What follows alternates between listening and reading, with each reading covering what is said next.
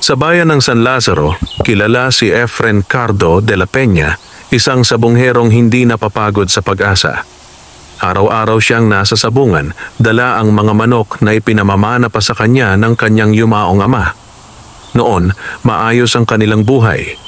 May maliit na tindahan ang kanyang asawa na si Lina at maayos ang pag-aaral ng dalawang anak. Ngunit dahil sa pagkakalulong ni Cardo sa sabong, unti-unti silang nalugmok sa utang. Ang dating masigla nilang bahay ay unti-unting napuno ng takot at pangamba. Halos gabi-gabi may naniningil. Ang ilan sa mga pinagkakautangan ay mga kilalang loan shark sa bayan. Ang ilan may koneksyon sa mga sindikato. Minsan pa nga, muntik nang matangay ang kanilang tricycle bilang kabayaran. Cardo, tigilan mo na yung sabong. Wala na tayong makain, tapos sugal pa rin ang nasa isip mo. Pagmamakaawa ni Lina isang gabi, habang kumakain ng kanin at asin. Ngunit si Cardo, kahit sugatan pa ang manok at halatang wala ng pag-asang manalo, ay nagpipilit pa ring sumali sa mga laban. Sa isip niya, isang malaking panalo lang. Makakabawi rin ako. Isang araw, matapos matalo at mawalan ng pamasahe pa uwi, naglakad si Cardo pauwi sa gitna ng masukal na daan sa tabing ilog. Umuulan ng bahagya at ang mga kuliglig ay tila nag-aawitan ng lungkot. Sa ilalim ng isang lumang puno ng acacia, may narinig siyang kakaibang tunog, tila huni ng manok, ngunit may kasamang his na parang ahas. Lumapit siya at doon ay nakita niya ang isang maliit na sisiw. Itim ang balahibo, ngunit ang balat ng mga paa nito ay tila malaahas, makintab at kumikislap sa liwanag ng buwan. Sa unay kinilabutan siya, ngunit nang lapitan niya ito, hindi ito tumakbo. Sa halip, tinitigan siya ng matalim na mga mata, tila nauunawaan ang kanyang kalagayan. Sisiw, saan ka galing? Bulong ni Cardo, sabay buhat dito. Nang maramdaman niyang mainit ang katawan ng sisiw, parang may kakaibang lakas na dumaloy sa kanyang mga palad. Isang tinig ang dumagundong sa kanyang isipan, hindi malinaw, ngunit mariing mensahe. Alagaan mo ako, at pag dumating ang oras ng laban, ikaw ay magwawagi. Nang bumalik siya sa kanilang bahay, nagtaka si Lina. Ano na naman yan, Cardo? Hindi ka pa ba nadadala? Ngunit ang sisiw ay tila kakaiba. Sa halip na umiyak o tumuka, ito ay tahimik at kalmado. Nilagay niya ito sa maliit na kulungan sa likod ng bahay. Lumipas ang ilang linggo. Ang sisiw ay lumaki ng hindi karaniwan. Sa bawat gabi ng kulog at kidlat, naririnig nila ang kakaibang pagtilaok nito. Malakas, matining, at parang may kasamang dagundong ng kulog. Ang balat sa mga paa nito ay hindi nagbago. Tila ahas pa rin, ngunit mas kumikislap tuwing gabi. Pinangalanan ito ni Cardo na si Kulog. Isang araw, sinubukan ni Cardo si Kulog sa maliit na sabungan sa baryo. Ang kalaban niya, isang sikat na sabungerong mayaman na si Ramon Vergara, kilala sa Pandaraya. May mga tagasunod itong tuso at kadalas ay gumagamit ng patalim o gamot para patumbahin ang mga kalaban. Ngunit sa laban na iyon, nagulat ang lahat. Sa unang salpukan pa lang, sumugod si Kulog na parang may bagyong dumaan. Sa bawat palo ng pakpak nito, tila may hangin at kidlat na dumadaloy. Ang kalaban, sa isang iglap, ay natumba, patay. Tahimik ang lahat. Si Ramon ay napakunot ang noo, habang si Cardo na may nanginginig sa kaba. Pero isang matandang lalaki, isang dating ermitanyo, ang lumapit kay Cardo. Anak, yang manok mo, hindi basta nilalang. Yan ay nilalang ng kalikasan. May dugo ng diwatang tagabantay ng kidlat at ng ahas. Ingatan mo, sapagkat maraming magtatangka na kunin yan sa iyo. Simula noon, sunod-sunod ang panalo ni Cardo sa sabungan. Ang mga dating nanlilibak sa kanya ay ngayon nakikipagkaibigan na. Bumalik ang yaman, nakabayad siya ng utang at muling nabili ang kanilang tricycle. Maging si Lina, bagaman may kaba, ay natuwa dahil bumalik ang sigla ng kanilang pamilya. Ngunit sa kabilang panig, si Ramon Vergara ay nagngangalit. Hindi niya matanggap na natatalo siya ng isang dating mahirap na sabongero, kaya't tinipon niya ang kanyang mga tauhan, mga magnanakaw, sugarol at mamamatay tao upang alamin ang lihim ng manok ni Cardo. Kung totoo ngang may mahikayang manok niya, sabi ni Ramon habang humihitit ng sigarilyo, akin yan. Bibilhin ko. O kung hindi, kukunin ko sa marahas na paraan. Sa gabing iyon, habang natutulog si Cardo, narinig ni Kulog ang paglapit ng masasamang nilalang. Umalingaw-ngaw ang tilaok nitong may kasamang kidlat sa langit, at mula sa dilim, may dalawang matang parang apoy ang kumislap. Ang simula ng laban ng liwanag at dilim ay malapit na. Lumipas ang ilang araw matapos ang huling laban sa sabungan. Si Cardo ay tila bagong tao. Malinis ang pananamit, bumabalik sa simbahan, at iniiwasan na ang sugal kapag walang tiwala sa kapalaran. Ngunit sa likod ng kanyang mga ngiti, naroon pa rin ang pag-aalala. Alam niyang may kakaiba kay Kulog, ang kanyang mahiwagang manok panabong na malaahas ang balat ng paa. Isang gabi ng kabilugan ng buwan, habang tulog si Lina at ang mga bata, lumabas si Cardo upang bisitahin si Kulog sa kulungan. Sa dilim ng gabi, ang mga mata ng manok ay kumikislap ng kulay asul. Tila may kidlat na dumadaloy sa loob ng mga iyon. Bigla itong tumilaok, ngunit hindi tulad ng karaniwang tilaok ng manok, may tunog na parang halakhak ng kulog. At sa sandaling iyon, bumukas ang kalangitan at kumidlat sa di kalayuan. Mula sa ulap, bumaba ang malamig na hangin at isang tinig ang narinig ni Cardo, tinig na lalaki, malalim, tila nagmumula sa kalikasan mismo. Efren de la Peña, tagapagtaglay ng mutya ng Kulog at ahas. Nanginginig si Cardo, halos mabitawan ang hawak na lampara. Sino ka? Anong ibig mong sabihin? Sigaw niya habang nakatingin sa langit. Mula sa liwanag ng kidlat, lumitaw ang isang matandang lalaki na nakasuot ng balabal na kulay abo.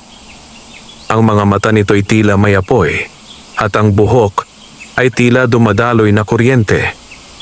Ito ang matandang ermitanyo na nakita niya noong unang laban. Ngunit ngayon, hindi ito ordinaryong tao. Tila isa itong nilalang na tagapangalaga ng kalikasan. Ako si Lacan Daluyong, tagapagbantay ng mutya ng kidlat, wika ng matanda. Ang manok na yan ay hindi nilikha ng tao. Siya ay bunga ng pagsasanib ng espiritu ng diwata ng kidlat at ng hari ng mga ahas sa ilalim ng lupa. Nanlaki ang mga mata ni Cardo. Ano po ang ibig niyong sabihin? Bakit napunta siya sa akin? Ikinuwento ni Lacan Daluyong ang pinagmula ng mahiwagang manok. Noong unang panahon, bago pa man dumating ang mga Kastila, may isang diwata ng kidlat na nagngangalang Diwata Salanta, tagapangalaga ng balanse ng hangin at ulan. Umibig siya sa isang nilalang ng lupa, ang hari ng mga ahas na si Dantuklao, tagapangalaga ng mga hiyas sa kailaliman ng mundo. Ang kanilang pag-iibigan ay bawal, sapagkat magkaibang elemento ang kinakatawan nila. Ngunit ipinaglaban nila ang kanilang pag-ibig at nagsanib sa isang anyong nilalang na tinawag ng mga diwata na manok ng kulog at ahas. Isinumpa sila ng mga espiritong tagabantay, kaya't ang kanilang anak ay isinilang bilang isang manok. Tila nilalang na walang hangganan ng langit at lupa, may kapangyarihang gumising sa kulog at humawi sa dilim. Ngunit nang magdaan ang panahon, ang huling inapo ng diwatang iyon ay isinilang muli bilang sisiw na nakita ni Cardo sa ilalim ng punong acacia. At ayon kay Lacan Daluyong, hindi iyon aksidente. Pinili ka ng kalikasan, Efren. sapagkat ikaw ang sabongero na may pusong marunong magsisi, marunong magpatawad at may tapang upang ipagtanggol ang kabutihan. Ngunit hindi lahat ay natutuwa. Ipinaliwanag ni Lakan Daluyong na ang kapangyarihan ng mutya ng kulog at ahas ay pinag-aagawan ng mga nilalang ng dilim, lalo na ng mga taong sakim sa kayamanan at kapangyarihan. Mag-ingat ka sa lalaking nagngangalang Ramon Vergara. Siya ay may kasunduang itim sa mga espiritong anino ng kabundukan. Kung hindi mo mapangangalagaan ang manok na ito, gagamitin nila ito upang maghasik ng kamatayan. Nang bigkasin iyon ni Lakan Daluyong, biglang kumulog sa di kalayuan at ang matanda ay naglaho sa hangin. Iniwan si Cardo na nanginginig ngunit determinado. Kinabukasan, tila ordinaryong araw lamang. Ngunit sa bayan ng San Lazaro, unti-unting kumalat ang bulong-bulungan na si Ramon Vergara ay nag-aalok ng malaking pabuya sa sino mang makapagdala sa kanya ng manok ni Cardo. Ang ilan sa mga dating kakilala ni Cardo, pati ilang kamag-anak, ay nagsimulang magtaksil. May mga gabing may naririnig si Cardo na naglalakad sa paligid ng kanyang bakuran. Mga aninong tila tao, ngunit mabilis gumalaw. Minsan pa nga, nang sumilip siya sa bintana, nakita niyang may 3 lalaking nakaitim na pumasok sa bakuran at nagtangkang buksan ang kulungan ni Kulog. Ngunit bago pa man sila makalapit, tumilaok ang manok ng malakas. Isang kidlat ang biglang bumagsak sa lupa at nagtatakbo ang mga magnanakaw na parang mga baliw sa takot. Habang lumalakas ang kapangyarihan ni Kulog, gayon din ang pangamba ni Lina. Cardo, baka sumpai ang manok na yan. Sa tuwing tumitilaok, may kulog, may kidlat. Baka hindi yan galing sa Diyos. Ngunit tumingin si Cardo sa kanya ng mariin. Hindi ako naniniwala na masama siya, Lina. Tinulungan niya tayo. Binigyan niya tayo ng bagong buhay. Pero alam kong may dahilan kung bakit napunta siya sa atin. At kailangan kong alamin iyon. Hindi na nakasagot si Lina. Ngunit sa kanyang mga mata, may bakas ng takot. Alam niyang may paparating na panganib na hindi basta-basta. Samantala, si Ramon Vergara ay nakipagkita sa isang matandang babae sa liblib na baryo ng San Pablo, isang mangkukulam na kilala bilang si Aling Sabel. Sa isang lumang kubo, may altar ng mga itim na kandila at basag na salamin. Gusto kong makuha ang manok na yon, mariing sabi ni Ramon. Gawin mo ang lahat ng kailangan. Ngumiti si Aling Sabel at mula sa isang lalagyan, inilabas ang balat ng ahas na tuyo at may mga nakaukit na simbolo. Kung gusto mo ang manok na malaahas ang paa, kailangan mong pakainin ng dugo ang lupa sa ilalim ng bahay nila.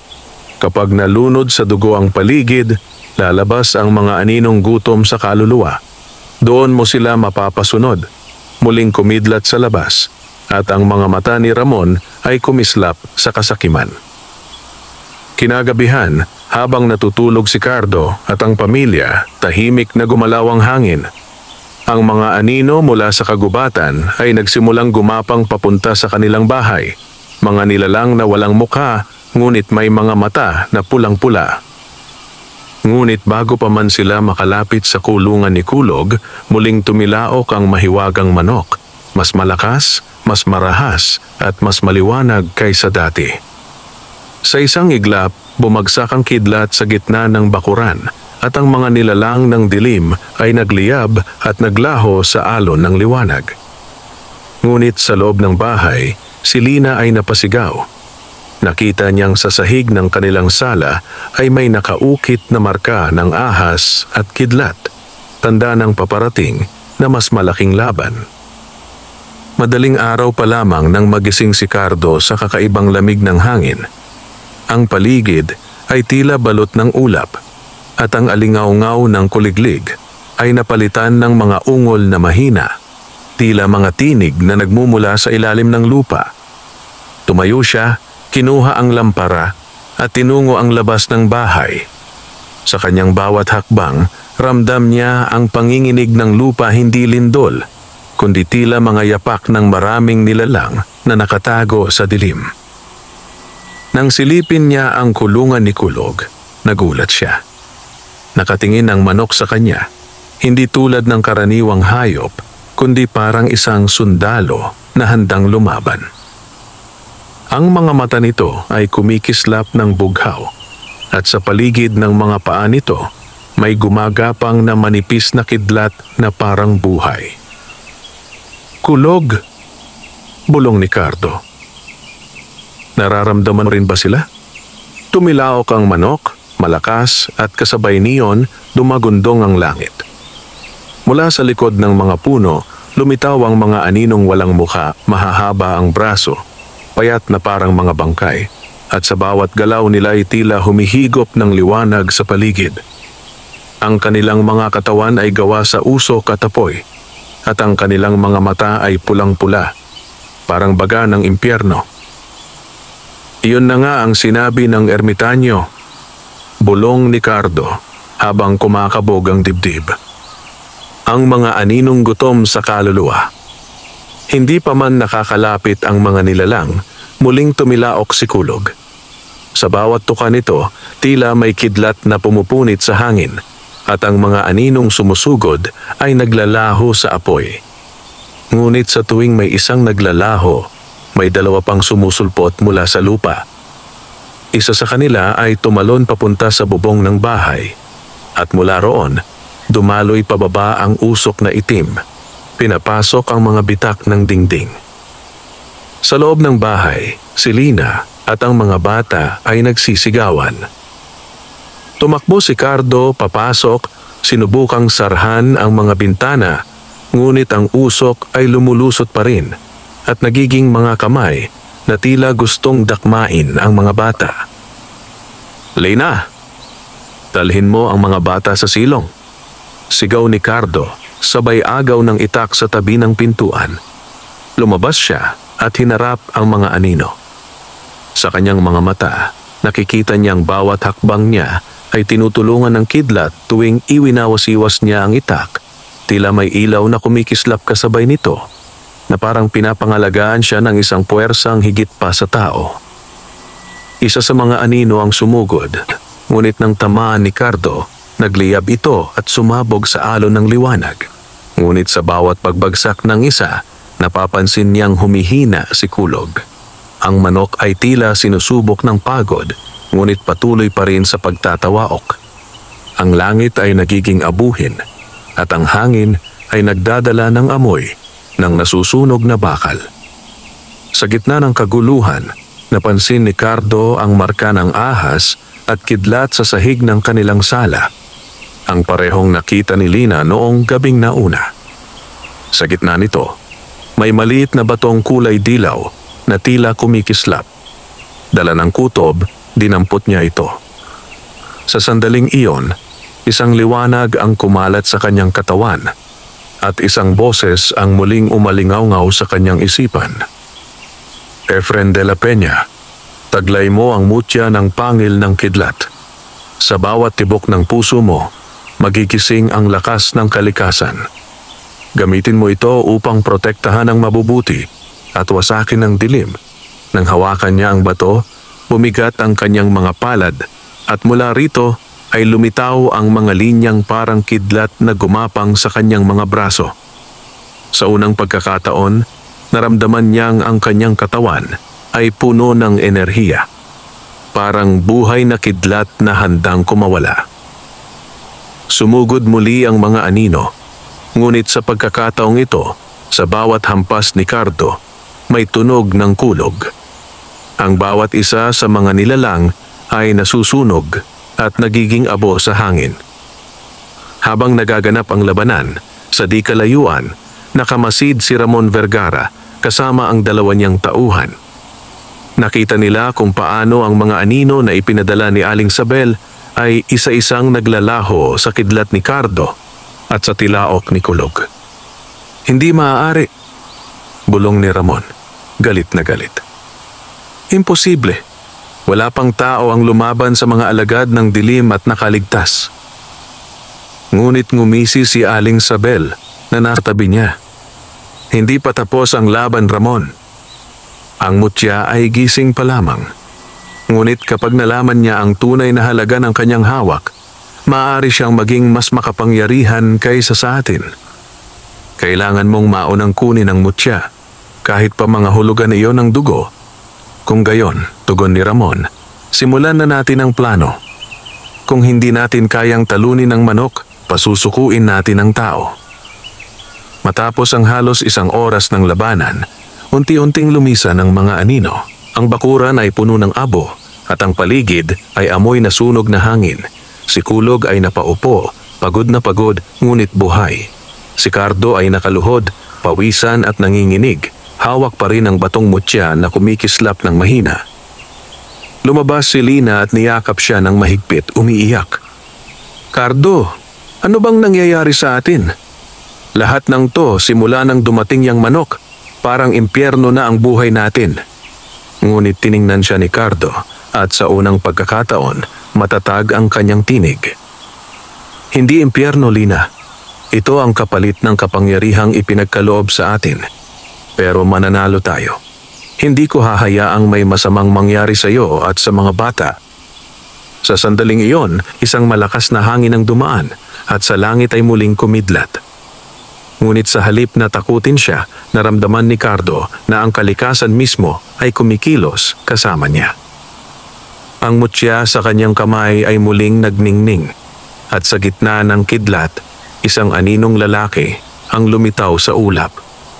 Silakan daluyong muli, ngunit ngayon ay may hawak na baston ng kidlat. Efren, sabi nito, hindi pa ito ang huling laban. Ang kasamaan ay naglalakbay na, dala ng kasakiman ng tao.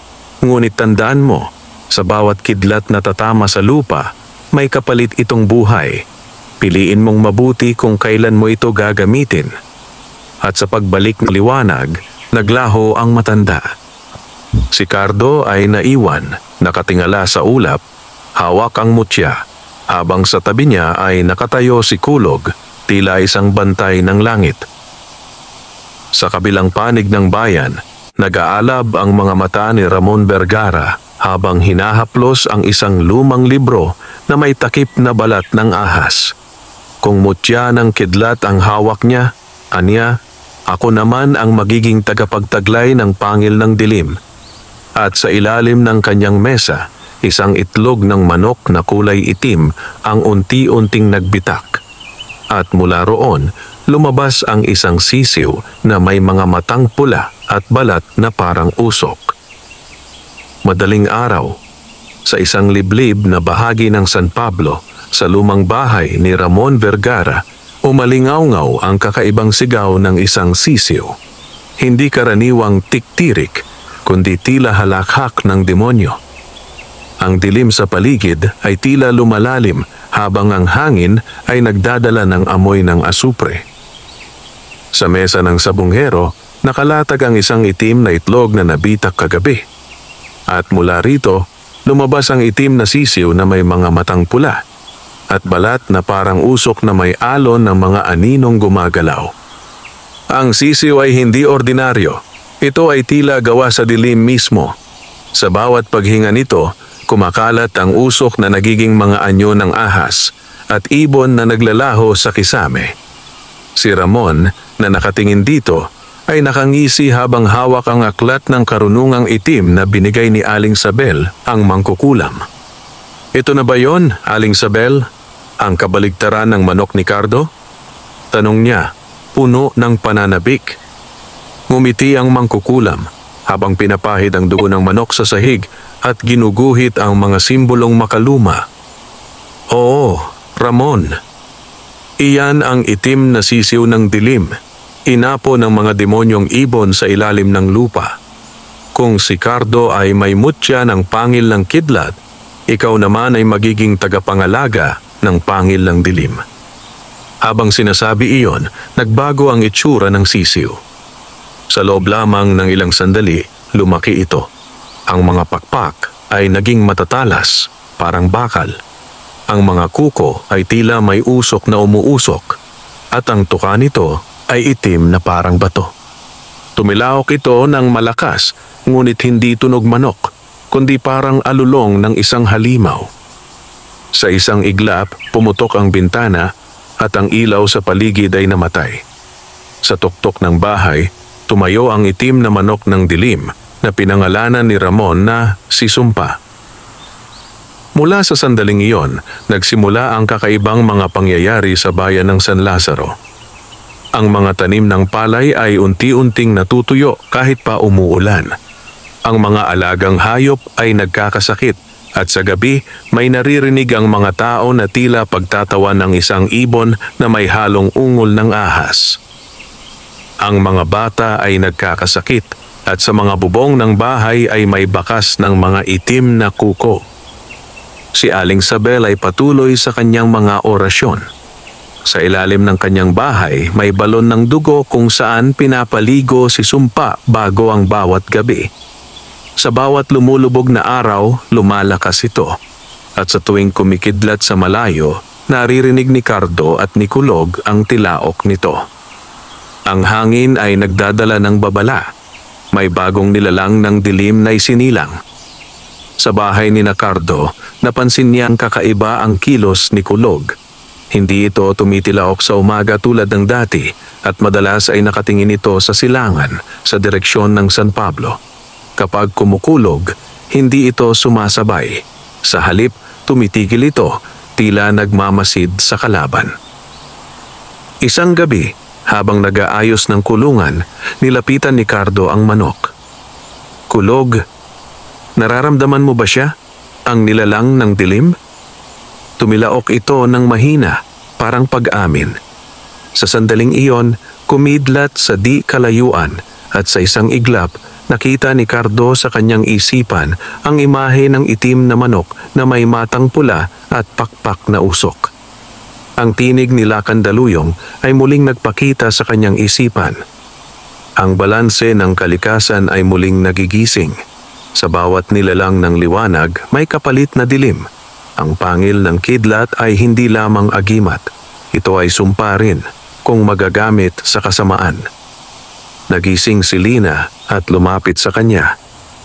"Cardo, hanggang kailan mo pa kakayanin to? Baka hindi na tayo ligtas rito." Ngunit sa mga mata ni Cardo, may apoy ng determinasyon. "Hindi ako tatakas, Lina. Hindi ako gaya ni Ramon. Kung ito ang itinadhana sa akin, lalaban ako para sa atin, para sa kabutihan." Pagdating ng linggo, naganap ang malaking sabong sa bayan.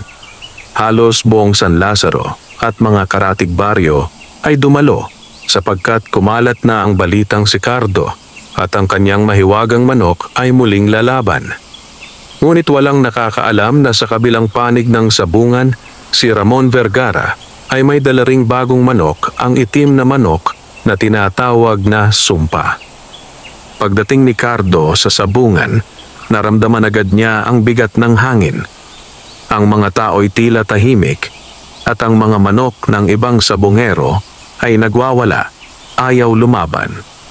Ngunit nang dumating si Ramon, sinabayan siya ng mga alagad na armado ng itak at ang hangin ay parang nilamon ng dilim. "Handa ka na ba, Cardo?" Sigaw ni Ramon, may halakhak ng kayabangan.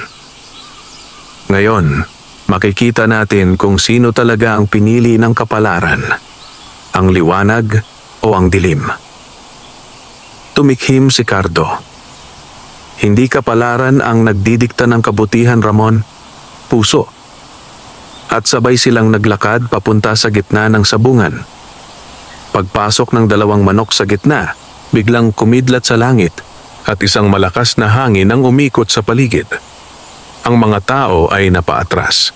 Si Kulog, ang manok ni Cardo, ay tumilaok ng malakas. Kumikinang sa liwanag ng kidlat ang mga paa nitong malaahas. Si Sumpa, ang manok ni Ramon, ay lumipad ng bahagya at naglabas ng usok mula sa bibig. Nang magsimula ang laban, umuga ang lupa. Ang unang salpukan ng dalawang manok ay nagpakawala ng alon ng enerhiya. Ang isa ay kidlat, ang isa ay usok at apoy. Ang mga manonood ay napasigaw sa takot. Ang ilan ay tumakbo palabas ng sabungan. Ngunit ang dalawang sabunghero ay nanatili, nakatitig sa isa't isa. Sa bawat hampas ng pakpak ni Kulog, kumikislap ang kidlat. Sa bawat tuka ni Sumpa, kumakalat ang dilim. At sa gitna ng kaguluhan, isang putok ng liwanag at usok ang bumalot sa paligid. Nang mawala ang alikabok, pareho silang nakatayo pa. Si Kulog ay sugatan, ngunit nagliliyab ang mga mata sa galit. Si Sumpa ay may bitak sa tuka, ngunit mas malakas ang aura ng dilim. Nagkatinginan sina Cardo at Ramon. Pareho silang humihingal. "Hindi pa tapos to," sabi ni Ramon.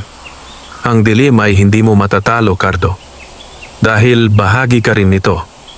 Ngumiti si Cardo, may dugo sa labi. "Kung ganon, hayaan mong ang liwanag ang magpaalala sa iyo na kahit gaano kadilim ang gabi, sisikat pa rin ang araw." At bago pa muling maglaban ang kanilang mga manok, biglang lumakas ang ulan at bumagsak ang kidlat sa gitna ng sabungan, winakasan ng laban. Ang mga tao ay nagsitakbuhan, ngunit alam ni Cardo hindi pa ito ang wakas, kundi simula pa lamang ng digmaan. Kinagabihan, habang inaasikaso ni Lina ang sugat ni Cardo, tahimik lang si Kulog sa kulungan, tila nag-iipon ng lakas. Ngunit sa malayo, sa bayan ng San Pablo, naririnig muli ang sigaw ng itim na manok. At sa bawat tilahok nito, may apoy na sumisindi sa mga bukirin. Sa gitna ng ulan, si Aling Sabel ay naglalakad sa kagubatan, tanga ng isang bote ng dugo. Nagsimula na ang digmaan ng mutya, bulong niya. At sa dulo nito, may isang sabungero lamang na mabubuhay. Gabi ng walang buwan. Sa gitna ng kakahuyan sa San Pablo, humahampas ang malakas na hangin habang nagsasagawa ng isang sinaunang ritual si Aling Sabel, ang mangkukulam na tagapagturo ni Ramon Vergara. Sa paligid ng kanyang kubo, may mga nakasabit na palayok na may laman ng itim na dugo ng manok, mga palamuting gawa sa buto ng ahas, at mga kandilang itim na nag-aalab na parang apoy ng impyerno. Sa gitna ng sahig, nakalibing ang isang lumang balon na tatakpan ng takip na kahoy. Dahan-dahan itong inalis ni Aling Sabel habang bumubulong ng mga salitang hindi karaniwang marinig ng tao. Sa ngalan ng mga aninong nakatago sa kailaliman, gisingin ang kasamaan. Dalhin niyo ang kapangyarihan ng kadiliman sa aking tinig. Mula sa balon ay sumirit ang usok na kulay abo at itim, kasabay ng tunog na parang sigaw ng mga nawawalang kaluluwa. Sa kanyang tabi ay nakatayo si Ramon, suot ang pulang barong at may hawak na maliit na lalagyan ng dugo ni Sumpa, ang itim na manok na malahalimaw. "Ihanda mo, Ramon," sabi ni Aling Sabel. "Bago sumikat ang araw, kailangan mong ibuhos ang dugo ng manok sa balon upang maging ganap ang ugnayan mo sa kapangyarihan ng dilim." Tinanggal ni Ramon ang takip ng bote at dahan-dahang ibinuhos ang dugo. Agad na kumulog sa kalangitan at ang paligid ay nagdilim. Ang lupa ay lumindol at ang tubig sa balon ay kumulo, naglabas ng mga aninong tila may mga sungay at mga mata. Sa pamamagitan ng pangil ng dilim, sigaw ni Aling Sabel, "Itatali ko ang iyong kaluluwa sa itim na sumpa." Umangat ang usok mula sa balon at bumalot kay Ramon. Ang kanyang balat ay nagbago ng kulay, tila nagkaroon ng mga ugat na kulay abo at itim na kumikislap, parang may dumadaloy na apoy sa ilalim. Sa kanyang mga mata, sumilay ang pula, at sa kanyang mga palad ay lumitaw ang mga simbolo ng demonyo, mga bilog na may ukit na bituin at ahas. Tumawa si Ramon, nanginginig sa bagong kapangyarihan. "Ngayon, ako na ang hari ng sabungan at ng dilim." Habang nangyayari ito, si Cardo naman ay napukaw mula sa kanyang panaginip sa San Lazaro. Nakita niyang nasa loob siya ng isang malalim na kuweba at sa gitna nito ay may liwanag na ginto. Sa liwanag na iyon ay lumitaw si Lacan Daluyong, tagapangalaga ng mutya ng kidlat. "Efren," sabi ng matanda, "nasa bingit ng kapahamakan ang bayan. Ang kasamaan ni Ramon ay pinapalakas ng balon ng kadiliman, isang sinaunang lagusan ng mga nilalang ng ilalim ng lupa. Kapag tuluyan itong nabuksan, lulunurin ng dilim ang buong bayan ng San Lazaro. Paano ko mapipigilan iyon, Lakandaluyong? Tanong ni Cardo, nanginginig ang tinig. Kailangan mong palakasin ang mutya ng pangil ng kidlat. Ngunit hindi mo ito magagawa sa pamamagitan lamang ng lakas. Kailangan mong harapin ang takot at tanggapin na ang liwanag ay hindi umiiral kung walang dilim. Ang mutya ay bahagi ng iyong puso. Kapag natutunan mong gamitin ito ng may kabutihan, kahit ang pinakamalakas na kulog ay tatalima sa iyo. Kinabukasan, nagtungo si Cardo sa lumang talon sa likod ng bundok, kung saan sinabi ni Lakandaluyong na matatagpuan niya ang lugar ng pagsasanay ng kulog. Dala niya si Kulog, ang mahiwagang manok na malaahas ang paa. Sa ilalim ng rumaragasang tubig, naupo siya, pinikit ang mga mata, at inalala ang lahat ng sakit, pagkatalo at kasalanan sa kanyang buhay. Ang bawat kidlat sa langit ay tila sumasabay sa pintig ng kanyang puso. Sa bawat paghinga niya, naririnig niya ang boses ng kalikasan. Ang kidlat ay hindi lumalabas para manira. Ito'y lumalabas upang magbigay liwanag. Ang tunay na tagapagdala ng liwanag ay yaong kayang harapin ang bagyo ng walang takot. Paglipas ng ilang oras, dumilim ang langit at isang napakalakas na kulog ang bumagsak sa gitna ng talon. Sa halip na umatras, tumayo si Cardo at hinayaan niyang tamaan siya ng liwanag ng kidlat. Sa halip na masunog, ang kanyang katawan ay nagningning at sa kanyang dibdib ay lumitaw ang hugis kidlat na marka, tanda ng ganap na paggising ng mutya ng pangil ng kidlat. Tumilaok si Kulog at sa sandaling iyon, ang langit ay nagliwanag, ang manok ay nagbago, ang mga pakpak nito ay may halong ginto at asul, at sa bawat galaw ng kanyang mga kuko, lumalabas ang mga hibla ng kidlat. Handa tayo, Kulog, sabi ni Cardo. Hindi ko hahayaang lamunin ng dilim ang ating bayan. Samantala, bumalik na si Ramon sa sabungan, ngunit hindi na siya ang dating tao. Ang kanyang presensya ay nagdudulot ng takot. Sa bawat hakbang niya, natutuyo ang damo, at sa bawat salita niya, nagiging mahina ang loob ng mga tao. Ang mga dating sabonghero ay nagsimula ng maglingkod sa kanya dahil sa takot. Walang mananalo sa dilim, sabi ni Ramon sa mga tao. Ang sino mang lumaban sa akin, ililibing ng mga anino. Ang kanyang manok na si Sumpa ay lumaki na rin, malaki pa sa karaniwang manok, at sa bawat tilaok nito ay natatakpan ng usok ang paligid. Ang mga mata nito ay nag-aalab na pula, at ang bawat tuka ay naglalabas ng apoy. Maging si Aling Sabel ay natatakot na sa nilalang na kanilang nilikha. Ramon, babala niya, ang kapangyarihan ng kadiliman ay hindi dapat lubusang gamitin. Kapag ginamit mo ito laban sa liwanag ng kidlat, maaari nitong kainin ang iyong kaluluwa. Ngunit humalakhak si Ramon. Wala nang atrasan, Aling Sabel. Kung kapalit ng kapangyarihan ay kaluluwa, ibibigay ko ito. Dahil sa huli, ang lahat ng sabungan, ang lahat ng tao, magpapatira pa sa harap ng aking sumpa. Habang nagaganap ang mga iyon, sa kabilang bayan ay muling kumulog. Sa itaas ng bundok, nakatayo si Cardo at si Kulog.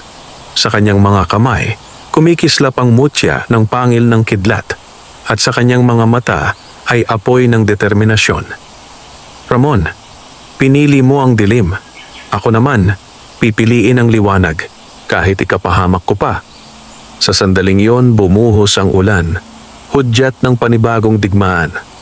Ang kalikasan ay nagising, at ang mga kidlat ay bumubuo ng mga anyong espirito sa himpapawid. Habang sa kabilang bayan, ang itim na manok ng dilim ay lumipad mula sa sabungan ni Ramon, dala ang halakhak ng kasamaan. Ang liwanag at dilim ay muling magtatagpo. Nang gabing iyon, umalingaw-ngaw ang langit sa walang tigil na kulog at kidlat. Ang hangin ay tila nababali sa bawat hampas ng ulan. Ang buong bayan ng San Lazaro ay balot ng takot at kahit ang mga matatapang na sabungero ay nagkulong sa kanilang mga tahanan. Ang sabungan, na dati puno ng sigawan, ay ngayon nagmistulang tahanan ng mga anino. Sa gitna ng unos, dalawang nilalang ang nakatayo sa magkaibang dulo ng sabungan, sina Cardo de la Peña, hawak ang mutya ng pangil ng kidlat, at Ramon Vergara, na ngayon ay taglay na ang pangil ng dilim sa kanyang katawan. Sa tabi nila, nakatindig ang kanilang mga manok.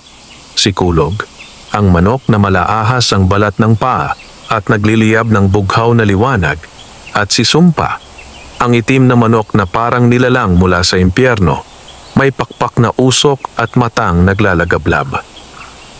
Ang mga manonood ay nanatiling nakasilip sa labas, nanginginig sa kaba. Sapagkat alam nilang hindi na ito isang karaniwang laban ng sabungan, ito'y laban ng liwanag at dilim, ng kapangyarihan ng langit laban sa kapangyarihan ng impyerno. Tumilaok si Kulog ng ubod lakas. Sa bawat galaw ng kanyang mga pakpak, kumikislap ang kidlat sa paligid. Sa kabilang banda, sumagot si Sumpa ng malakas na sigaw at ang usok mula sa kanyang bibig ay nag-anyo ng mga aninong ibon, lumilipad sa himpapawid. Mula sa gitna ng sabungan, sabay silang sumugod. Ang unang salpukan ay nagpaalingaw-ngaw sa paligid isang kidlat at apoy na nagsanib sa ere. Sumabog ang liwanag at ang lupa ay natabunan ng putik at usok. Si Cardo ay halos matumba sa lakas ng alon, ngunit agad siyang tumindig, itinaas ang mutya ng kidlat. Kulog! Sa kapangyarihan ng liwanag, wasakin mo ang dilim! Muling tumilaok si Kulog.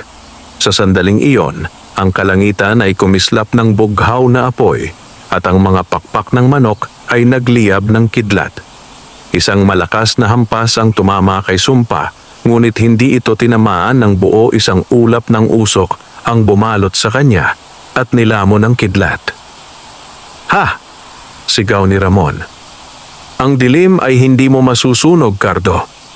Ang dilim ay bahagi ng bawat nilalang. Sa bawat salita ni Ramon, kumukulog ang paligid, ngunit hindi liwanag ang dala, kundi itim na kidlat, isang bagay na hindi pa nakita ng sinuman. Naglakad si Ramon palapit. Ang kanyang mga mata ay kumikislap ng pula at mula sa kanyang palad ay sumirit ang itim na enerhiya. Lumuluhod ang lupa sa bigat ng kapangyarihan. Hindi mo alam kung ano ang hawak mo, Cardo. Ang mutya ng kidlat ay kapatid ng pangil ng dilim. Isa silang magkadugo. Ang pagkakaiba lang, ako ang may tapang gamitin ito sa tunay na paraan. Ngunit sumigaw si Cardo, dinig kahit sa gitna ng unos.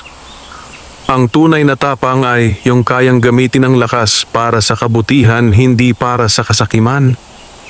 Itinaas niya ang mutya ng kidlat at ang mga alon ng liwanag ay bumalot sa kanyang katawan.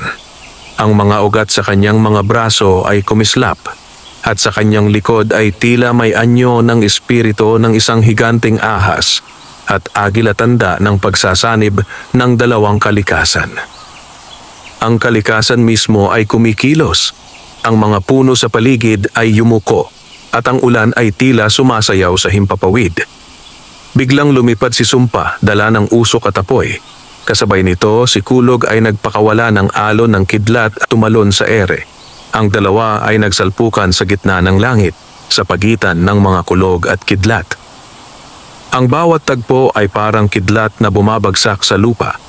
Ang mga manonood ay napasigaw sa takot, sapagkat sa bawat banggaan, ang hangin ay nagiging apoy at ulan na may asupre. Ang mga matang pulang-pula ni Sumpa ay tila apoy ng impyerno. Nilabas nito ang dila na parang ahas at tinangkang tuklawin si Kulog. Ngunit sumagot si Kulog ng tilaok na may halong dagundong ng kulog at mula sa kanyang bibig ay lumabas ang siklab ng liwanag na tumama kay Sumpa sa tuka. Tumilapo ng itim na manok, bumagsak sa gitna ng sabungan, nanginginig at galit. Si Ramon ay sumigaw, itinapat ang palad at nagpalabas ng itim na alon ng enerhiya na agad na bumalot kay Sumpa. Sa isang iglap, nagbago ang anyo nito lumaki. Nagkaroon ng 2 ulo at ang mga pakpak ay naging parang apoy na may mga mata. "Ngayon, Cardo!" sigaw ni Ramon. "Tingnan natin kung makakaya pa ng liwanag mo ang aking nilalang." Halos mawalan ng pag-asa si Cardo. Ang lupa ay nagliliyab sa dilim at ang hangin ay kumakapal sa usok. Ngunit nang maalala niya ang muka ng kanyang asawa at mga anak, tumingala siya sa langit. "Diyos ng kalikasan, kung ito na ang aking huling laban, ipahintulot ninyong gamitin ko ang huling liwanag upang iligtas ang mga inosente." Sumiklab ang mutya ng pangil ng kidlat sa kanyang dibdib. Sa isang iglap, bumalot sa kanya ang liwanag at ang kanyang katawan ay naging isa sa kidlat. Sa kanyang paligid, ang mga ulap ay nagbukas at sa gitna ng dilim, bumaba ang isang malaking kidlat hindi para manira, kundi upang magbigay lakas. Ang mutya ay nagliwanag ng bughaw at puti at si Kulog ay bumangon muli. Ang mga sugat nito ay naghilom at sa kanyang mga pakpak ay lumabas ang mga alon ng kidlat. "Kulog!" sigaw ni Cardo. "Ito na ang huling hampas ng liwanag, ang bagyong pangil." Tumilaok si Kulog at sa sandaling iyon, ang langit ay sumabog sa liwanag. Ang kidlat ay bumagsak mula sa ulap, diretso kay Sumpa, tinamaan ito sa gitna ng dibdib. Isang malakas na sigaw ang lumabas mula sa nilalang ng dilim at ang katawan nito ay nagliyab. Ngunit sa gitna ng apoy, tumawa si Ramon. "Hindi mo ako mapapatay, Cardo. Hanggat may anino, ako'y mabubuhay." Itinaas ni Cardo ang mutya at sa kanyang tinig ay naghalo ang galit at habag. "Kung gayon, hayaang lamunin ka ng iyong sariling dilim." At sabay nilang bumagsak ni Kulog ang liwanag ng kidlat sa lupa. Sumabog ang sabungan, isang malaking liwanag ang bumalot sa buong paligid at ang ulan ay tila huminto sa ere. Pagbalik ng katahimikan, abo na lamang ang natira sa gitna ng sabungan. Wala si Ramon ni si Sumpa. Si Cardo ay nakaluhod, pagod na pagod, habang si Kulog ay nakahiga sa tabi niya, sugatan ngunit buhay. Lumapit si Lina, tumakbo mula sa malayo, niyakap ang asawa at ang manok. Umiiyak siya habang ang ulan ay muling bumuhos. "Tapos na ba, Cardo?" bulong niya. "Wala na bang babalik na dilim?" Ngunit hindi sumagot si Cardo. Tumingin lamang siya sa langit at sa isang iglap, may kidlat na dumaan sa malayo. Sa dulo ng liwanag, nakita niyang may isang aninong naglalakad, si Ramon Vergara. Buhay. Ngunit ang kanyang mga mata ay purong itim at sa kanyang balikat may lumalaking aninong ibon. Tahimik ang bayan kinabukasan. Ang mga tao ay nagpasalamat kay Cardo, ngunit sa kanyang puso, alam niyang hindi pa tapos ang laban. Sapagkat sa bawat pagtilaok ni Kulog, may naririnig siyang tugon, isang malayong halakhak mula sa kabundukan ng San Pablo. At sa isang madilim na kuweba, si Ramon ay nakaupo, duguan ngunit buhay. Sa kanyang kamay ay muling nabuo ang itim na mutya, ang puso ng kadiliman. "Akala mo tapos na, Cardo?" bulong niya. Hindi pa nagsisimula ang tunay na sabong ng kaluluwa. Lumipas ang ilang araw matapos ang nakapangingilabot na labanan sa sabungan. Tahimik na muling namuhay ang bayan ng San Lazaro. Ngunit ang katahimikan ay tila panandalian lamang. Sa ilalim ng lupa, sa mga ugat ng mga bundok, may naririnig na pag-ungol ng mga aninong nilalang. Ang hangin ay mabigat at ang mga ibon ay bihirang makita, para bang ang buong bayan ay pinapanood ng isang hindi nakikitang mata. Si Cardo de la Peña ay muling nagbabalik sa simpleng pamumuhay kasama si Lina at ang mga anak. Ngunit sa bawat gabi, napapansin niyang si Kulog, ang kanyang mahiwagang manok, ay hindi mapakali. Madalas itong tumitilaok sa 10 oras ng gabi, tumitingin sa direksyon ng bundok ng San Pablo na tila may nararamdaman. Isang gabi, habang siya ay nakahiga, nagising si Cardo sa malamig na simoy ng hangin. Bumangon siya at napansin niyang ang mutya ng kidlat na nasa kanyang dibdib ay kumikislap ng mahina.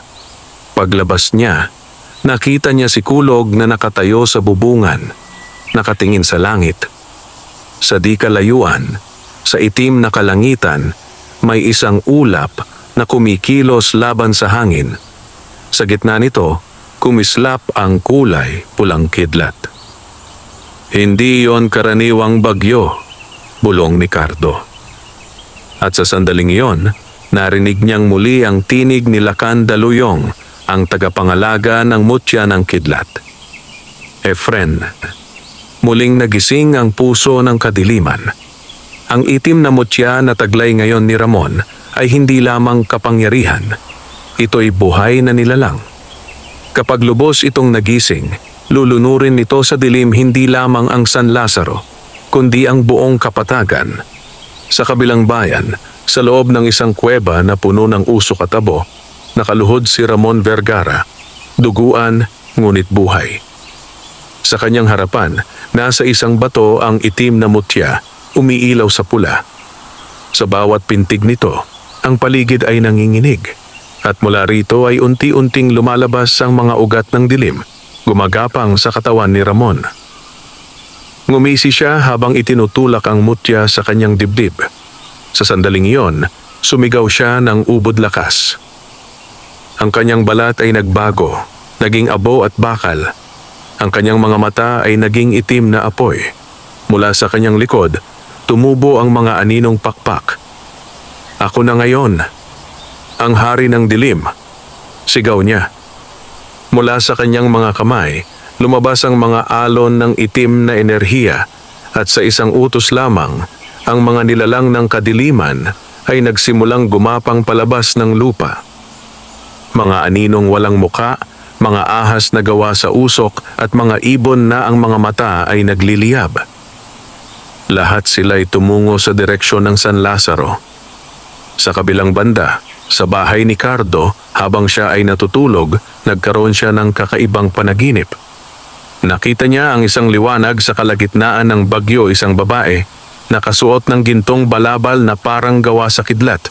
May mahabang buhok na puti at mga matang asul na parang kalangitan. Ako si Diwata Salanta, ang diwata ng kidlat, sabi ng tinig nito, mahinahon ngunit malakas. Ako ang pinagmulan ng lakas ng iyong manok, si Kulog. Ang kanyang dugo ay mula sa akin at sa hari ng mga ahas. Ngunit ang balanse ay nasa bingit ng pagkasira. Lumuhod si Cardo sa panaginip. Ano ang dapat kong gawin, Diwata? Hindi sapat ang aking lakas upang labanan si Ramon. Mas makapangyarihan na siya ngayon kaysa dati. Ngumiti ang Diwata at inilagay ang kanyang palad sa dibdib ni Cardo. Ang kidlat ay hindi kailangang palaging sumira. Minsan, kailangan itong magbigay liwanag sa daan ng iba. Hanapin mo ang liwanag ng langit sa bundok ng Sigwa, ang pinagmulan ng aking lakas. Doon mo matatagpuan ang tanging kapangyarihang makakasira sa puso ng kadiliman. Ngunit mag-ingat ka, Efren, sapagkat sa sandaling hawakan mo ang liwanag ng langit, susubukin ang iyong puso. Kung may bahid ng takot o galit, ikaw mismo ang magiging sandata ng dilim.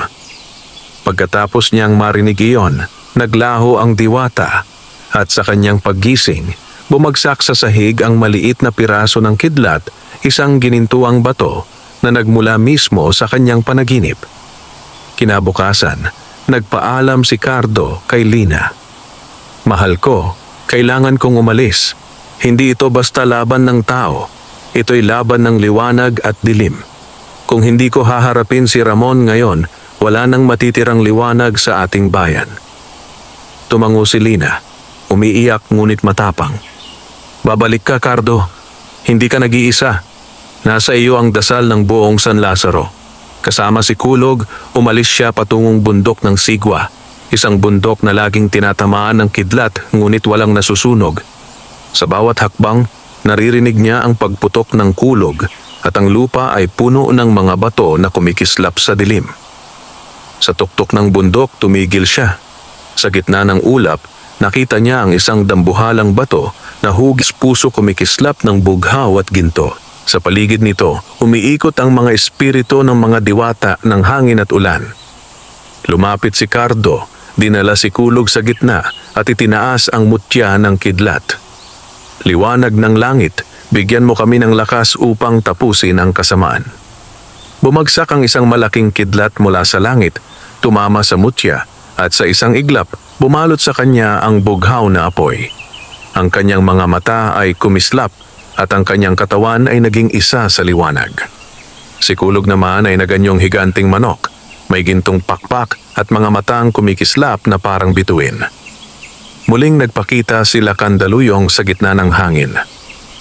Efren, ikaw na ang tagapagdala ng kidlat. Ngunit tandaan mo ang pinakamalakas na liwanag ay nagmumula sa puso na marunong magpatawad. Pagbaba ni Cardo sa bundok, sinalubong siya ng bangis ng unos. Sa kalayuan, nakita niyang nasusunog ang ilang bahagi ng bayan. Ang mga nilalang ng dilim ay umaatake, mga aninong may sungay, mga ibong naglalagablab at mga taong ginawang alipin ni Ramon. Mula sa langit, bumaba si Ramon. Taglay ang puso ng kadiliman sa dibdib. Ang kanyang mga pakpak ay naglalagablab sa itim na apoy at sa kanyang mga kamay ay may dalawang espada ng anino. Handa ka na ba, Cardo? Sigaw niya. Ang tinig ay parang kulog ng impyerno.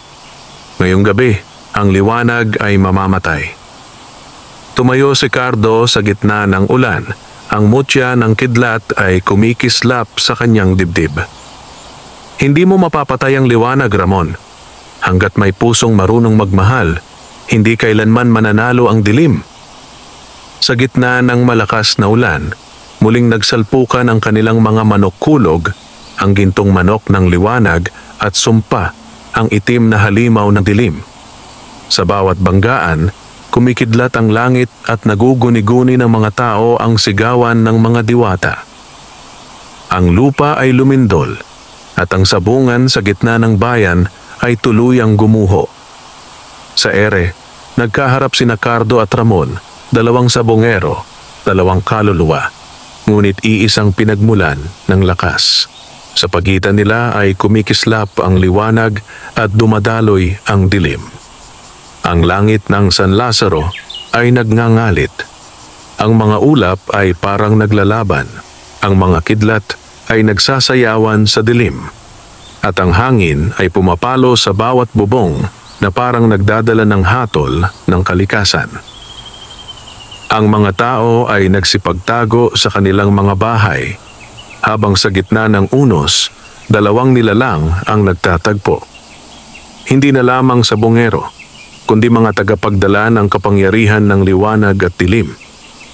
Sa gitna ng kumukulog na kalangitan, nakatayo si Cardo de la Peña, suot ang mutyang nagliliwanag sa kanyang dibdib, at sa tabi niya, si Kulog, ang gintong manok na malaahas ang balat ng paa, na ngayoy naglalagablab sa bughaw na enerhiya. Sa kabilang panig naman ay si Ramon Vergara, ang dating mayamang sabonghero na ngayoy naging halimaw ng kadiliman.